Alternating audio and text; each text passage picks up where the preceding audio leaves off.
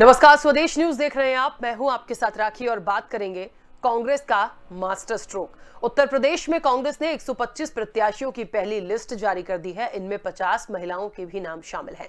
ज्यादातर वो महिलाएं हैं जो किसी न किसी तरह से योगी शासनकाल के दौरान प्रताड़ना का शिकार हुई हैं। इनमें उन्नाव रेप पीड़िता की मां भी शामिल है। कांग्रेस महासचिव प्रियंका गांधी ने प्रेस कॉन्फ्रेंस के दौरान विधानसभा चुनाव लड़ने वाली महिलाओं के नाम खुद पढ़े। कांग्रेस की लिस्ट में प्रियंका के नारे लड़की हूं, लड़ सकती हूं को तरजीह दी गई है। कांग्रेस ने पहले ही ऐसी महिलाओं की लिस्ट तैयार कर ली थी जो रेप, अत्याचार या प्रताड़ना की शिकार हुई हैं। पार्टी लगातार इन महिलाओं से चुनाव लड़ने को लेकर बात कर रही थी। इन महिलाओं में उन्नाव और हाथरस गैंगरेप पीड़ित के करीबियों के अलावा पुलिस की पिटाई का शिकार होने वाली आशा वर्कर पूनम पांडे और बदसलूकी का शिकार होने वाली ऋतु सिंह के नाम भी शामिल हैं। इनमें से पहली लिस्ट में उन्नाव गैंगरेप पीड़ित की मां और ऋतु सिंह के नाम का ऐलान प्रियंका ने कर दिया है। प्रियंका गांधी ने कहा कि हमारे उम्मीदवारों की सूची नया संदेश है। 40% महिलाओं के साथ 40% युवाओं को भी रखा गया। हमें आशा है कि इनके जरिए हम एक नई तरीके की राजनीति करेंगे। महिलाओं में जो टिकट दिए गए थे उनमें कुछ पत्रकार हैं और कुछ अभिनेत्री भी हैं। समाज सेवी महिलाओं की सूची में वो महिलाएं भी शामिल हैं जिन्होंने संघर्ष किया है और उन पर अत्याचार भी हुआ है। लिस्ट में नोएडा से पंखुड़ी पाठक को भी प्रत्याशी बनाया गया है। तो देखिए, उत्तर प्रदेश में कांग्रेस की लिस्ट जारी होने के तुरंत बाद राहुल गांधी ने भी हालांकि ट्वीट किया और खास तौर पर जो उन्नाव रेप पीड़ित की मां है उन्हें टिकट मिलने का उन्होंने जिक्र किया है और उन्होंने ये भी लिखा है कि उन्नाव में जिनकी बेटी के साथ भाजपा ने अन्याय किया अब वे न्याय का चेहरा बनेंगी। चलिए, इस चर्चा को मैं आगे बढ़ाऊंगी। कुछ प्रतिक्रिया है, पहले सुनते हैं।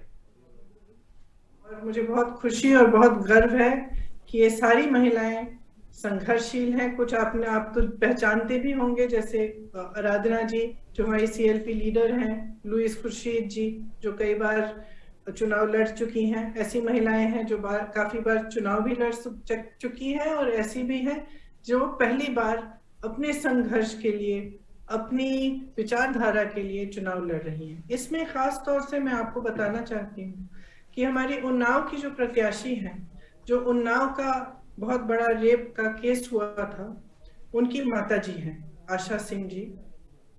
वो चुनाव लड़ना चाहती हैं और हमने उनको मौका दिया है कि अपने संघर्ष को वो जारी रखें और जिस सत्ता के जरिए उनको दबाया गया, उनके परिवार के साथ तरह तरह के अत्याचार किए गए, उनके पति की हत्या की गई, उनके देवर जी आज भी जेल में हैं, उनकी बेटी का बलात्कार किया गया, उसके बाद एक्सीडेंट कराया गया, वही सत्ता अपने हाथों में लें और खुद के लिए अपनी लड़ाई लड़ें। और मुझे बहुत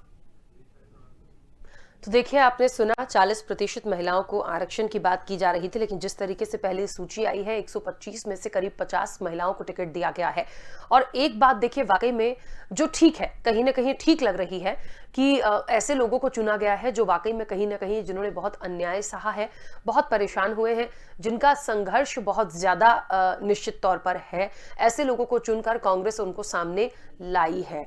जनता जनार्दन तक उनकी क्या छवि होगी, वो किस तरीके से उनको वोट करेंगे या नहीं करेंगे, क्योंकि यूपी की सियासत और ये एक बहुत बड़ा इलेक्शन है। देखिए, किसी भी स्टेट का इलेक्शन छोटा सा नहीं होता और निश्चित तौर पर यदि भारतीय जनता पार्टी एक बड़े पार्टी के रूप में है, सरकार भारतीय जनता पार्टी की है, तो मुख्य विपक्षी दल सपा भी इस वक्त पूरी मजबूती के साथ है। तो ये बिल्कुल साफ है कि भारतीय जनता पार्टी वर्सेस सपा होगा।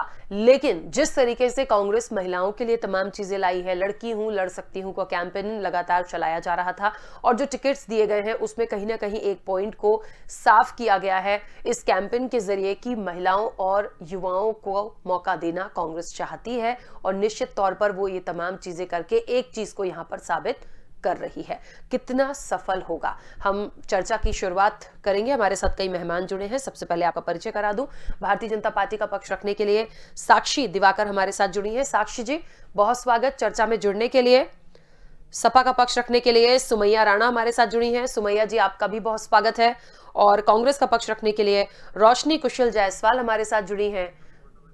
रोशनी जी, आपका भी बहुत स्वागत है।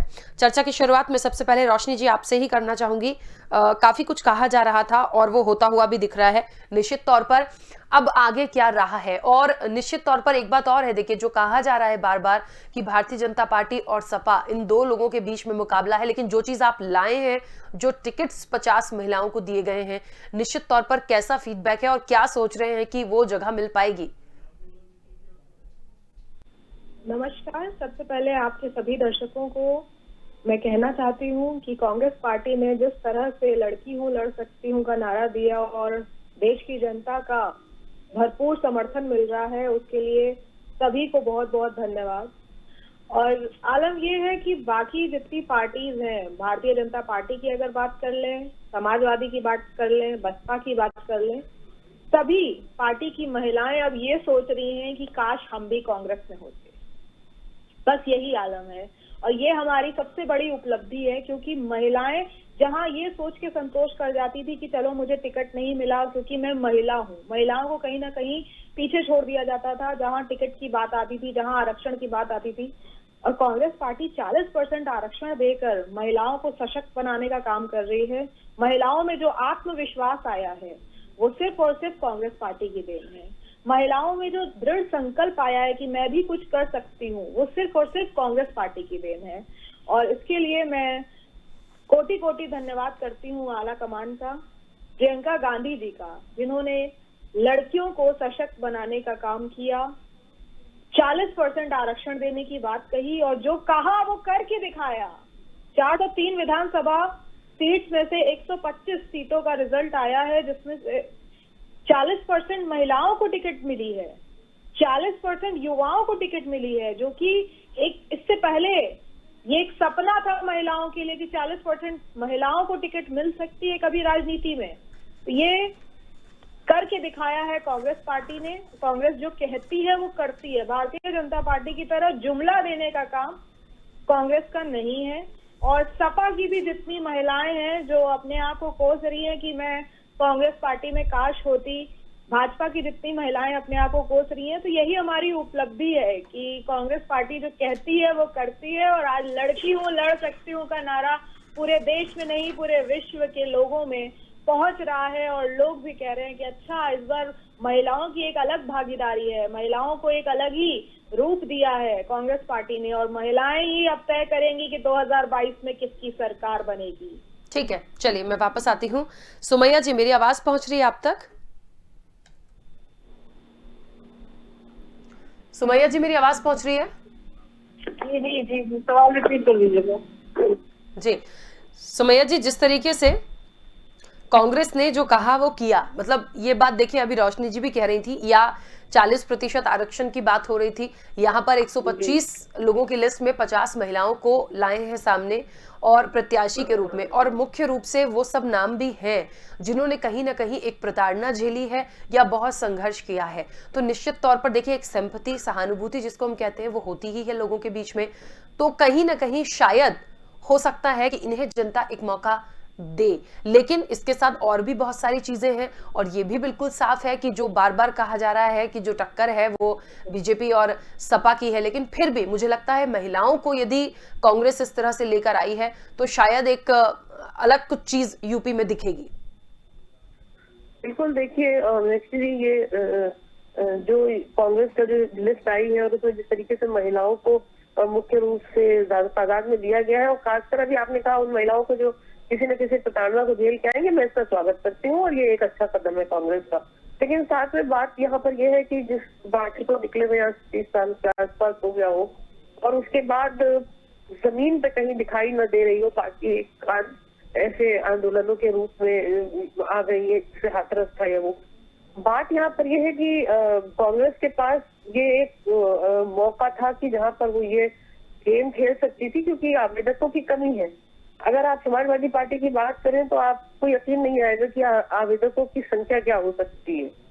तो सबसे बड़ा बिंदु तो ये है यहाँ पर। अच्छा, दूसरी चीज ये कि हमने समाजवादी पार्टी की सरकार जब रही है, जब राष्ट्रीय अध्यक्ष अखिलेश यादव जी 2012 में जब मुख्यमंत्री थे, उन्होंने जिस तरीके से महिलाओं के लिए और बच्चों के लिए जो योजनाएं दी थी, जो योजनाएं दी थी वो लोगों के जहनो दिल में आज भी बसती हैं और उनका वही सब क्राइटेरिया, वही विजन जो राज्य दिख रहा है। कितनी महिलाओं को टिकट देगी? मैं पूछना चाहती हूँ, स्वदेश न्यूज चैनल के माध्यम से आप प्लीज जनता को बताइए कि आपको क्या लगता है कि सपा कितने प्रतिशत महिलाओं को टिकट देगी?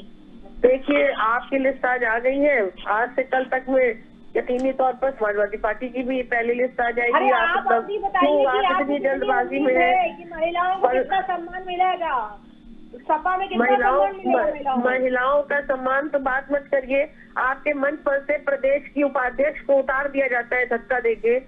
प्रदेश अध्यक्ष महिला को कह करके अभद्र भाषा बकती जाती है प्रदेश अध्यक्ष के द्वारा। तो आप महिला सम्मान की बात मत करिए कि कांग्रेस, महिला सम्मान की बात मत करिए। कांग्रेस में कितना महिलाओं का सम्मान है ये सब देख रहे हैं, पिछले कई उससे देखा जा रहा है। टिकट दे देने से तो बहुत बड़ा आप काम नहीं कर देंगे। नहीं थे कांग्रेस के पास तो आवेदकों की कमी थी, ठीक है, तो आपने महिलाओं का ऐलान कर दिया और आप अभी 50 महिलाओं का नाम सामने आया है, कौन कितने कितनी और महिलाओं के सम्मान की आवेदक ही नहीं है। कांग्रेस महिला पहले नंबर पे एनसीआरबी का टेंशन खा के तो पहले नंबर पे महिला क्राइम में। तो आप पहली चीज तो जहाँ पर आप स्कूटी और उसके बाद की बात कर रही है, लेकिन किस तरीके से प्रसारित हो रही है, जहाँ पर आपकी सरकार है आपने वहाँ पर क्या कर दिया? जहाँ पे आप ऑलरेडी सत्ता में हो, आप सत्ता में हो, वहाँ पे क्या कर दिया आपने? उत्तर प्रदेश से आप लुभावने वो लेकर के आई है, दिखा रही है। मैं तो ये पूछना चाह रही हूँ कि आपने वहाँ पे क्या किया राजस्थान में, ये तो बता दीजिए। तो देखिए, ये चुनाव से पहले अरे आपसे एक ही प्रश्न को मैं 10 बार पूछ रही हूँ, लेकिन आप उस प्रश्न का उत्तर ही नहीं देना चाह रही है, क्योंकि आपको भी भरोसा नहीं है अपनी पार्टी पे, क्योंकि महिलाओं को टिकट मिलने वाला ही नहीं है। 40% क्या, मुझे लगता है कि 10-20% भी मिल जाए तो 40%, 50% की बात क्यों कर रही हूँ? अरे क्यों नहीं करूंगी, वही तो बात हो रही है, आज का टॉपिक ही वही है कि 40% कांग्रेस। देखिए, मुझे ऐसा लगता है कांग्रेस ने जो टिकट्स दिए हैं उन महिलाओं को सामने लाई है जिन्होंने अन्याय सहा है। ये एक, मैंने कहा ना, इसकी सहानुभूति उनको मिल सकती है और ये भी हो सकता है कि वो जो भी कैंडिडेट होंगे, चाहे उन्नाव केस की में जो जिनको प्रत्याशी बनाया गया, उनकी जो पीड़ित की जो मां है उनको, तो निश्चित तौर पर इस तरह के बहुत सारे ऐसे लोग हैं जिनको कांग्रेस ने टिकट दिया है और निश्चित तौर पर एक सहानुभूति, एक उनका संघर्ष जब सामने आएगा, जब प्रचार तो देखिए अब पूरी तरह से, क्योंकि आचार संहिता भी लग गई है, डिजिटल हो गया है, तमाम चीजों पर बैन है, तो वो किस तरह से कर पाएंगे अलग बात है, लेकिन फिर भी थोड़ी सी सिंपैथी हो सकती है। हो भी सकता है कि जनता उनको उस तरह से देखकर वोट दे, लेकिन दूसरी चीजें भी हैं जिसका ध्यान रखा जाएगा। तो बात वही हो रही है आज की महिलाओं को कितना चुनेंगे, यदि कोई मजबूत पार्टी भी है मान लीजिए, वो महिलाओं को कितना अप्रोच करेगी, और एक यूपी में जो सियासत की बात करें वहां महिलाओं का ग्राफ कैसा है। हम इन तमाम चीजों पर टोटल बात कर रहे हैं क्योंकि कांग्रेस ने पहले लिस्ट जारी कर दी है इसके बाद, तो क्योंकि पूरा विषय ही आज महिलाओं पर फोकस्ड है तो हम सारी चीजों को लेकर बात करेंगे। ठीक है, मैं आप दोनों के पास वापस आती हूँ। हमारे साथ साक्षी जी भी जुड़ गई है। साक्षी जी, जिस तरीके से कांग्रेस ने 125 उम्मीदवारों की लिस्ट जारी करी है और उनमें से 50 महिलाएं हैं, तो निश्चित तौर पर यह कहा जा रहा है कि कांग्रेस जो कह रही थी या प्रियंका गांधी जो कह रही थी, उन्होंने वो एक पहली बात तो पूरी कर दी है कि उन लोगों को टिकट दिया है। दूसरा, प्रत्याशी ऐसे हैं जो कहीं ना कहीं अत्याचार, रेप या अन्य चीजों में निश्चित तौर पर उन्होंने एक संघर्ष देखा है, उस अन्याय को सहा है, तो अब अपने न्याय के लिए वो खुद सामने है। देखिए, कांग्रेस की आदत रही है, अगर उत्तर प्रदेश की राजनीति में उसका देखा जाए तो ये हादसों पे राजनीति करती आई है। यही कारण है कि जो भी इन्हें लोग मिले जिनके ऊपर किसी प्रकार का कोई अत्याचार हुआ है, उन्हें ये मौका दे रही है। लेकिन बात यहाँ पर यह आती है कि अत्याचार क्या सिर्फ उत्तर प्रदेश की जनता के साथ में जो होते हैं इन्हें वही दिखाई देते हैं? क्या पंजाब है, उत्तराखंड है, मणिपुर है, गोवा है, वहां पे ये क्यों नहीं देती है? वहां पे 40% का रिजर्वेशन क्यों नहीं दे रही है? शुरुआत करने के लिए उत्तर प्रदेश में इन्होंने पहला कदम उठाया, बहुत अच्छी बात है। लेकिन उत्तर प्रदेश में हमें यह भी देखना जरूरी हो जाता है कि पिछली बार 2017 में इन्होंने कितनी सीटें जीती थी। गठबंधन के बाद अगर मैं सही हूं तो 7 से 8 सीटें इन्हें मिली थी। इसके अलावा इनका जो वोट परसेंटेज है 2017 के इलेक्शन में देखा जाए तो 7 से 8% वोट परसेंटेज कांग्रेस के हक में दिया गया था जनता के द्वारा। तो यहाँ पे अगर ये देती भी है 40% रिजर्वेशन तो उससे फर्क नहीं पड़ता। मुझे लगता है जहाँ पे ये मुख्य विपक्षी दल है, ये जहाँ पे इनकी सरकार है, वहां पे ये अगर कदम उठाती तो वो एक महिलाओं के लिए अच्छा ऑफर, मतलब अच्छे कदम उठाया जाता। ठीक है रोशनी जी। हाँ जी, जिस तरीके से आप सुन भी रही हैं, प्रतिक्रिया भी सुन रही हैं, बात भी सुन रही हैं, मुझे लग रहा है कहीं ना कहीं ये लग रहा है कि बहुत लंबे समय से कांग्रेस की सरकार रही नहीं है उत्तर प्रदेश में, एक लंबा वक्त हो गया है, और उसकी भरपाई सिर्फ इन टिकट से या इन चेहरों से कैसे होगी? देखिए मैं आपको मूलभूत वजह बता रही हूँ, क्योंकि 32 साल से कांग्रेस पार्टी की सरकार नहीं है उत्तर प्रदेश में, और उत्तर प्रदेश की प्रभारी के रूप में प्रियंका गांधी जी को बनाया गया है। आदरणीय प्रियंका गांधी जी ने अपने मुंह से कहा है कि 40% वो इस बार दे रही हैं उत्तर प्रदेश में, और अगली बार ये 50% भी होगा, और वो पूरी कोशिश करेंगी कि सिर्फ उत्तर प्रदेश में नहीं पूरे देश में लागू हो। और जो भी महिलाएं आज ये बाकी पार्टीज में से भी डिबेट करने के लिए आई हैं, चाहे वो सपा से हो चाहे वो भाजपा से हो, मैं उनसे बस इतना पूछना चाहती हूँ कि बाकी प्रदेश में हो रहा है कि नहीं हो रहा है? कहीं से तो शुरुआत की, कम से कम कांग्रेस पार्टी ने उत्तर प्रदेश से शुरुआत की ना। प्रियंका गांधी जी यहाँ की प्रभारी है, बाकी किसी स्टेट की प्रभारी नहीं है प्रियंका गांधी जी, सिर्फ और सिर्फ उत्तर प्रदेश की प्रभारी है प्रियंका गांधी जी, और प्रियंका गांधी जी का निर्णय है ये। और प्रियंका गांधी जी के निर्णय को देश की जनता बहुत ही ज्यादा स्वागत के रूप में ले रही है।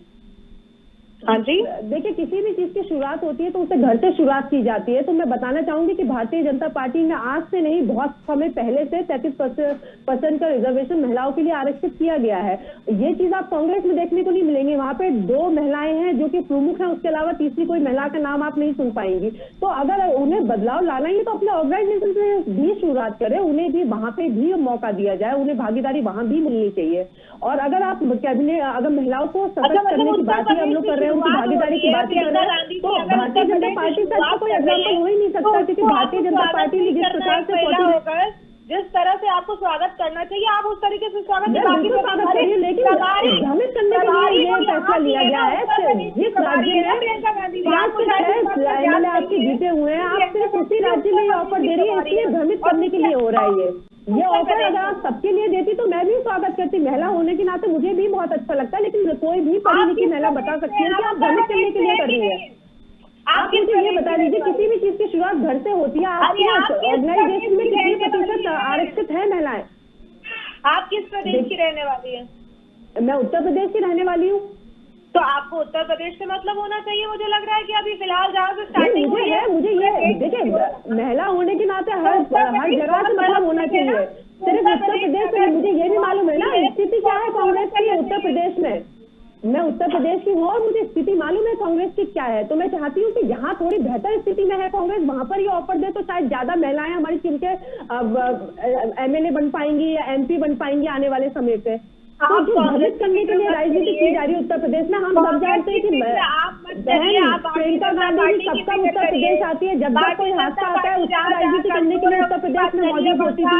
उसके अलावा कभी कहीं हॉलीडे पे चली जाती थी, कभी कहीं हॉलीडे पे चली जाती है। लागू कर देनी चाहिए थी। बंगाल में एड़ी चोटी का जोर लगाया ना, प्रधानमंत्री से लेके मुख्यमंत्री से लेके मैं आपको बताना चाहूंगी, वहाँ पे 13 से हम 83 का सफर तय करके आए हैं, तो किसी प्रकार से हार नहीं हुई है वहाँ पे। हम बल्कि मैं कहूंगी 5 से 6 गुना ज्यादा सीटें ही जीत के आए हैं वहाँ पर। तो हार बात वहाँ पे ये आ रही है कि जिस कांग्रेस की सरकार थी उसके बाद मुख्य विपक्षी दल बनने के लाले जो पड़ गए कांग्रेस के, किस वजह से पड़ गए। और मुझे आप ये बता दीजिए, आप महिलाओं की बात कर रही है, महिलाओं के लिए क्या किया आपने? 70 वर्षों में महिलाओं को शौचालय या पक्के मकान तो आप लोग दे नहीं पाए थे, वो भारतीय जनता पार्टी को देने पड़ रहे हैं यहाँ पे सरकार बनने के बाद में। अगर महिलाओं की सुरक्षा के बारे में इतना ही सोचना था तो कम से कम शौचालय जैसे बुनियादी सुविधाएं तो उनको दे देनी चाहिए थी कांग्रेस को। आज उज्ज्वला गैस कनेक्शन हम भारतीय जनता पार्टी के लोगों को सरकार ने दिया है।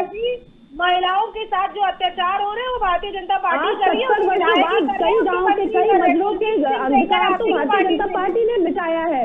कांग्रेस 70 वर्षों तक राज करती रही, लेकिन लोगों के घरों तक बिजली की कनेक्शन तक। नित्यानंद, ये सब आप ही के पार्टी से है ना? चिन्मयानंद, नित्यानंद, कुलदीप सिंह सेंगर, ये सब आप ही के पार्टी से। बता दीजिए कि आप मुझे इतना बता दीजिए कि जिस उत्तर प्रदेश में हमेशा गांधी परिवार को सांसद में भेजा, उस उत्तर प्रदेश में एम्स आज तक क्यों नहीं बन पाया था? 2014 से पहले कभी एम्स क्यों नहीं बन पाया था? इतना इस बात का जवाब दे दीजिए। सबसे बड़े आबादी वाले प्रदेश में एक एम्स भी नहीं था, जबकि सांसद हमेशा उत्तर प्रदेश की जनता ने कांग्रेस को दिया है, चाहे सोनिया गांधी के रूप में दिया हो, जवाहरलाल नेहरू जी के रूप में दिया हो, या राहुल गांधी जी के, राजीव गांधी जी के, हमेशा एक ना एक सांसद गांधी परिवार को दिया है। इसके बावजूद एक भी एम्स उत्तर प्रदेश में नहीं था। ठीक है, देखिए मुझे ऐसा लगता है महिलाओं को मौका देंगे तो हम उसका स्वागत करें। भागीदारी की बात करनी पड़ेगी। ठीक है, देखिए ये राजनीतिक रूप से बात हो गई कि किसने कितना विकास किया, किसने किसको क्या दिया। हमारी चर्चा है कि जो कैंपेन कांग्रेस लेकर आई, या कांग्रेस को जो देने की बात, कांग्रेस जो महिलाओं को देने की बात कर रही थी, या यूपी के सियासत में किसी भी राजनीतिक दल की तरफ से यदि महिलाओं को टिकट दिया गया तो ये कितना प्रभावी होगा, सपा या भारतीय जनता पार्टी इसे किस तरह से लड़ेंगे, बात ये हो रही है। भारतीय जनता पार्टी की प्रवक्ता बताए मुझे कि 125 में से कितनी महिलाओं को टिकट मिलेगा भारतीय जनता पार्टी में। देखिए हमारी लिस्ट कल आ रही है, आपको जहाँ देखिए हमारी लिस्ट आने दीजिए, आपको पता चल जाएगा कि कितनी प्रतिशत महिलाओं को दिया जाएगा। दूसरी बात में ये देखिए, दूसरी बात जो मैं कहना चाह रही हूँ आप, ठीक है एक मिनट, ठीक है एक मिनट। अच्छा साक्षी जी और रोशनी जी एक मिनट, दोनों जन प्लीज एक मिनट। सुमैया जी, अखिलेश जी की क्या स्ट्रेटेजी है महिलाओं को टिकट को लेकर? क्योंकि अब निश्चित तौर पर एक तरफ 50 लोगों को टिकट कांग्रेस दे ही रही है, ये बता रही है कि हम महिलाओं के लिए सोच रहे हैं, तो निश्चित तौर पर भाजपा और बीजेपी के लिए, बीजेपी और सपा के लिए ये महत्वपूर्ण होगा कि आखिरकार कैसे करें। देखिए मैंने ये बात पहले ही बोल दी कि कांग्रेस ने जिस तरीके से उन महिलाओं को मुख्य रखा, टिकट वितरण के समय ध्यान में रखा, जिनको इस अपनी सरकार ने दबाने को चलने की जिनकी आवाज को कोशिश की थी, ये उनका फैसला स्वागत योग्य है। रही बात समाजवादी पार्टी की, देखिए समाजवादी पार्टी में कोई नया नहीं है। महिला आवेदकों की जो संख्या है, जैसी जैसी आवेदकों की संख्या होगी उसी प्रतिशत में उनको टिकट दिया जाएगा। और यकीनी तौर पर महिलाओं का खास ध्यान रखा गया है, चाहे वो हमारे मैनिफेस्टो बना हो उसमें, चाहे उनके लिए जो योजनाएं तैयार की गई हो, वो केवल महिला आवेदकों का ही नहीं ख्याल रखा गया है, बल्कि जो प्रदेश में रहने वाली जनता है उसमें जो महिलाएं हैं, बच्चियां हैं, उनके लिए भी खास पैकेज, खास तैयारियां हैं, और उसके लिए बहुत ज्यादा लंबा इंतजार भी नहीं करना है।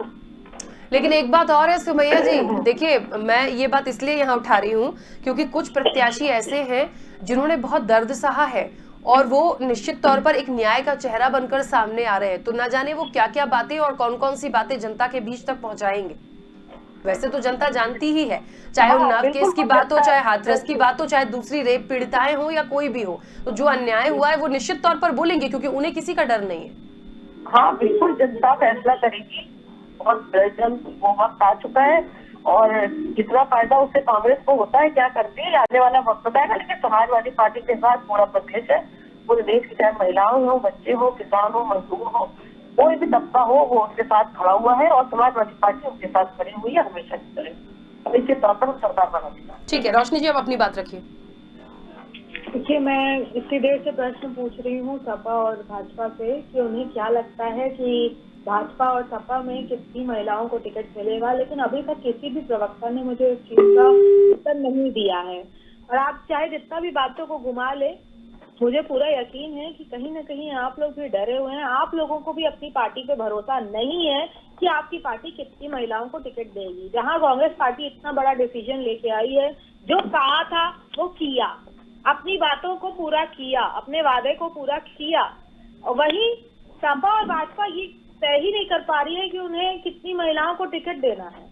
तो ये बहुत बड़ा सवाल उठता है। और महिलाएं जो बहुत बड़ी वोटर है, 50% हिस्सेदारी है, वोटर्स महिलाएं हैं 50%, और वही तय करेगी। क्योंकि एक घर में अगर एक महिला तय करेगी कि मुझे कांग्रेस को वोट देना है, तो पूरा परिवार कांग्रेस को वोट देगा।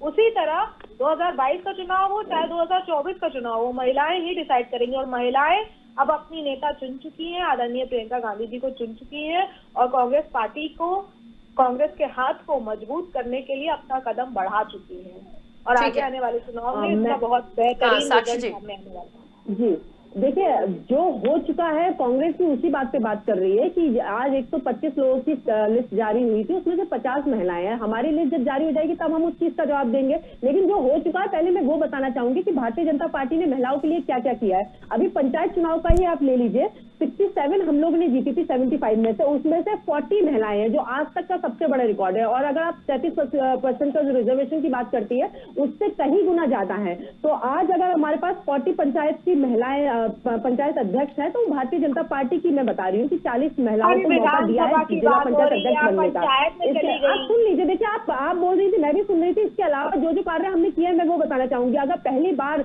अगर देश की तिजोरी की चाबी किसी महिला के हाथ में दिया गया है तो भारतीय जनता पार्टी के कार्यकाल में ही हुआ है। सीतारमण जी को जो फाइनेंस मिनिस्टर बनाया गया है, देश की रक्षा करने की जिम्मेदारी अगर महिला को दी गई है वो भी भारतीय जनता पार्टी के कार्यकाल में ही दी गई है। इसके अलावा जो आज तक हमेशा उनके लिए दरवाजे बंद थे महिलाओं के लिए, सीआईएसएफ के, सीआरपीएफ के, जो हमारी पैरामिलिट्री फोर्सेज है उसमें महिलाओं को कभी महिलाओं को अलाउ नहीं किया जाता था, उसमें अगर परमिशन मिली है महिलाओं को, अब वो उसमें भी हिस्सेदारी ले सकते, तो भारतीय जनता पार्टी द्वारा दी गई है। तो लगातार महिलाओं के लिए कार्य भारतीय जनता पार्टी कर रही है और मुझे पूरा विश्वास है कि हमारे भारतीय जनता पार्टी इस बार पहले से ज्यादा महिलाओं को टिकट देगी। और सबसे बड़ी बात है, जीत के ज्यादा महिलाएं हमारी ही पार्टी से आएंगी, क्योंकि जनता का समर्थन लगातार भारतीय जनता पार्टी के पक्ष में ही आ रहा है। देश के गृह देखिए, एक बात तो है, महिला नहीं है, देश के कानून मंत्री महिला नहीं है, देश के मुख्यमंत्री जितने हैं उसमें से ज्यादातर महिलाएं नहीं है, देश के प्रधानमंत्री तो महिला है ही नहीं। तो कांग्रेस पार्टी है जो इंदिरा गांधी जी को प्रधानमंत्री बना के न जाने कितनी मुख्यमंत्री बनाई। उनके नाम से आप गांधी हटा दीजिए, तो मुझे बता दीजिए कौन सा और प्रधानमंत्री आपने मतलब इस तरीके का बना दिया हो जो कि जनता से के बीच में से चुन के आया हो। तो आप गांधी परिवार को महिला और पुरुष में मत जोड़िए। उसके अलावा बात करिए, आप अपने ऑर्गेनाइजेशन में भी गांधी परिवार को हटा दीजिए, तो कौन सी राष्ट्रीय अध्यक्ष आपकी पार्टी में महिला बन के आ रही है? चलिए तो एक मिनट, अरे आप मुख्यमंत्री की बात करें अगर, तो सुचिता कृपलानी जी को उत्तर प्रदेश का मुख्यमंत्री बनाया गया था, आपको मालूम है कि नहीं मालूम है? जी मुझे ये भी मालूम है, और मुझे ये भी मालूम है बहन मायावती जी को सपोर्ट देके हमने भारतीय जनता पार्टी ने मुख्यमंत्री उत्तर प्रदेश का बनवाया था। तो आप इस चीज से बात मत करिए, किसको बनाया किसको नहीं बनाया, आप इस चीज से बात करिए। आपने देश की क्या दुर्दशा करके 70 वर्षों में जो आपने राज किया। चलिए रोशनी जी, साक्षी जी, समय की सीमा है, मैं इस चर्चा को यहीं पर विराम दूंगी। आप सभी मेहमानों का बहुत शुक्रिया इस चर्चा में जुड़ने के लिए। देखिए, एक बात तो बहुत साफ है, कांग्रेस का जो मास्टर स्ट्रोक है वो कितना सफल होगा ये जनता तय करेगी। लेकिन ये बात बिल्कुल साफ है कि यूपी की सियासत में एक प्रतिशत यदि वोटर्स का देखा जाए तो काफी एक आधा हिस्सा कहना चाहिए महिला वोटर्स का है। तो निश्चित तौर पर ये एक अच्छा चांस खेला है कांग्रेस ने। अब इसको कैसे भुना पाएगी बीजेपी और सपा, आपने सुना कि हमारी लिस्ट का इंतजार करिए, पता चल जाएगा। तो फिर देखते हैं कि आखिर कितना मौका महिलाओं को दे रहे हैं और फिर महिलाओं को किसको चुनना है। फिलहाल चर्चा में इतना ही, दीजिए इजाजत, नमस्कार।